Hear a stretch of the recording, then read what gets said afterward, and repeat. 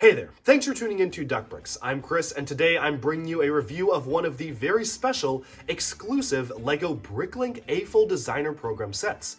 In case you don't know, this was a program that launched back in 2021 that essentially resurrected rejected LEGO ideas concepts that never actually were made into official idea sets and gave them new life via a crowdfunding platform.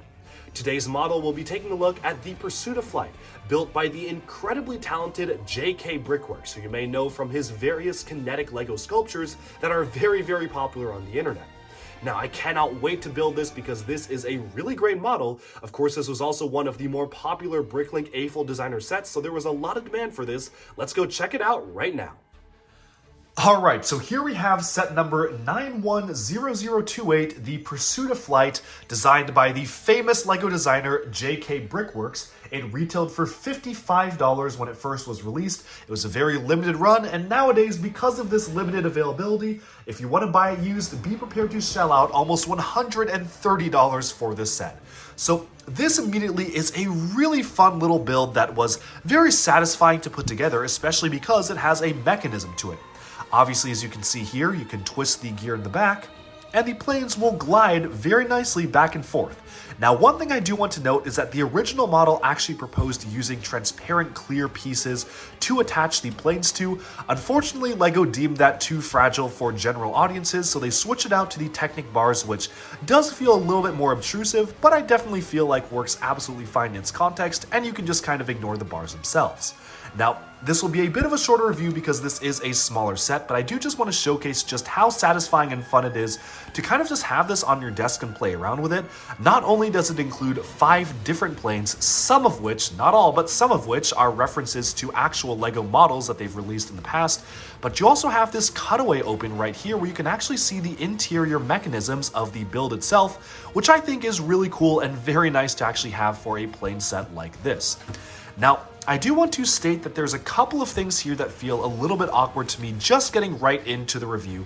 First of all, it's very easy for the planes to just droop downwards. They're very front heavy, so you can just easily droop them downwards. For whatever reason, I've had more trouble with the front one than the back one, but as you can see here, it's just super easy for them to be pointing all the way downwards, but once you have them kind of resting back on the struts here, they generally tend to be okay. Otherwise, I really do like the amount of detail that went into this model, and I really actually like the town scenery that the planes are flying over. You've got them flying above the clouds and the micro-scale town, almost like it's the view from the top of the planes. Now, 2 of the planes here, specifically the 2 that I have included for display on the top of the model here, feature actual minifigure heads as faces. This is just a very nice, charming detail that is just using these standard smiley faces, but you can almost imagine that they are in a race or whatnot, which I think is a pretty fun design.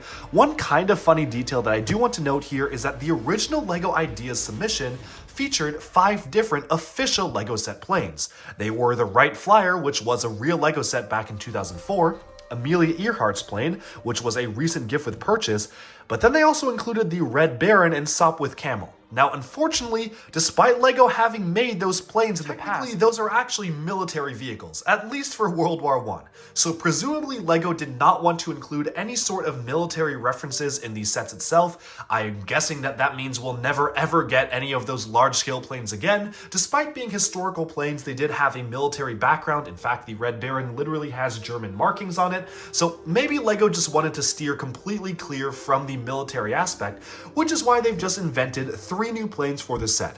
One of them is still a triple winger and one of them is still a dual winged plane, so they're very similarly built but just in completely different color schemes, so they cannot be mistaken for the sets.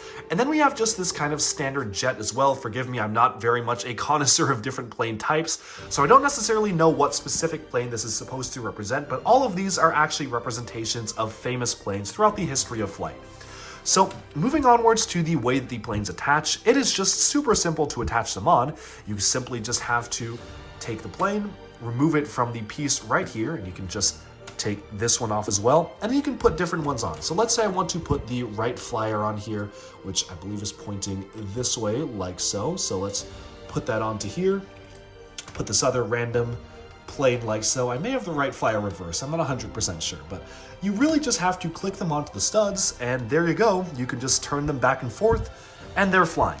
Very simple mechanism, very simple design, simple function, but overall very fun to actually be able to play around with. And overall, I think that this is just a very nice and charming little LEGO set that makes total sense for something like the AFOL Designer Program, which featured some pieces of stuff that maybe would not have the biggest general appeal, but definitely makes sense for a smaller limited release like this. Now, a couple things I do want to note. There were some things that were built in the set that I definitely feel like would not have been built that way for an official LEGO set. Specifically, the planes are very, very flimsy. It's actually really easy to get some of the planes out of sync and whatnot. For instance, if you look at this plane right here, this is just held on by one single stud of the boat piece here and the top stud here. So I definitely think that some of the builds are a little bit more flimsy than we would expect in an actual LEGO build. It's really easy to say knock these pieces off. And of course, you've got some very questionable connections being used for some of the other more fragile planes right here. But other than that, I'm pretty happy with the micro scale planes design. I just wish that they were able to include the ones that actually reference the older LEGO sets, which, yes, they were military vehicles, but it was also as much of a celebration of flight as that earlier model was a celebration of LEGO planes and LEGO aviation. And it's kind of disappointing to see only 2 official LEGO set planes being featured in the set, specifically because LEGO did not want to include references to the World War I fighter planes. Understandably so, but still disappointing. Although, of course, nothing stopping you from building those other planes yourselves because they're just using the very standard and simple pieces. No recolors are being used in the set because, again, it is one of the Bricklink AFOL Designer Program sets, so they didn't have the budget to introduce new pieces.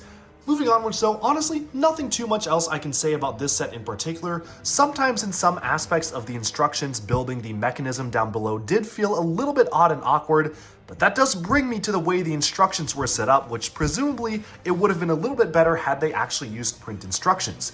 You see, this is something I complained about during my reviews of some of the other designer sets, but these sets did not include physical instructions, but instead forced people to use the digital instructions, specifically in the same style as the LEGO Super Mario instructions. Now, those instructions are pretty infamous for being very hard to follow and forcing people to wait step by step for each step to load, especially if you're on a slower device, or alternatively have to wait for certain animations to play. For instance, every time I built one of the clouds and placed them on, a little explosion of confetti played on my screen, and I could not skip it to go on to the next step. I literally had to sit there and watch it. The same went for every single one of the individual planes, and for some of them, like this one, even the individual wings placed on the planes had a little animation, just some confetti playing on the screen. It didn't last for more than a few seconds, but a few seconds was enough to annoy me. But honestly, a few seconds was enough to really annoy me throughout the build. And honestly, by the end of building it and many of the other AFOL Designer sets, I was wishing that LEGO had just included even just standard PDF style instructions. I don't even need physical instructions if it's a limited release. Just include a standard PDF. Please don't make me sit through the loading times and animations. Because of the digital form and using the technology introduced for LEGO Super Mario, the instructions were also very odd to follow. Certain pieces that were introduced in bags 1 or bags 2 weren't ever used until bags 3 or 4, and sometimes we had just random leftover pieces that would just sit there on the side until they were used at later parts of the build. It was just a bizarre building process, which is similar to the way that the Super Mario sets are constructed now. They have a very strange way of doing the instructions, and this was no different. So for Super Mario, I can kind of understand it because the emphasis is on the app, but for something like this, I would really prefer just standard instructions. But that's all I have to say about this. Value for $55 is not fantastic. I probably would have been very happy with $40. $45 is pushing it, even if I counted each of the little planes as, let's say, $5. And that's being very generous. So 5, 10, 15, 20, 25. And then we have this, which, I don't know, maybe $10. That brings us to $35. I'm just really not seeing the $55 value here. But let me know down in the comments below, what do you think of this set and the value itself? Do you agree or disagree with my thoughts? And if you've built it yourselves, let me know what you think about the set in the description below. Stay tuned to Duck Breaks for even more reviews of the AFOL Designer Program sets coming your way very soon as well. Alright, and with that, we have summed up our review of the Pursuit of Flight, this incredible model by JK Brickworks. I think it's really cool that LEGO was actually able to give these rejected ideas, concepts, a second life and be made into official LEGO sets via their partnership with Bricklink. I hope this program is something that will continue in the future, and I'm very, very excited to share more of these reviews with all of you. Do let me know down in the comments below if you own this set, what has been your experience with it, and if not, what are the kinds of things that you'd be looking to see actually make it through this program. Thanks all so much for tuning into Duck Break. Subscribe for even more LEGO news, reviews, discussion, and analyses coming your way very soon. Thanks so much, and bye-bye for now.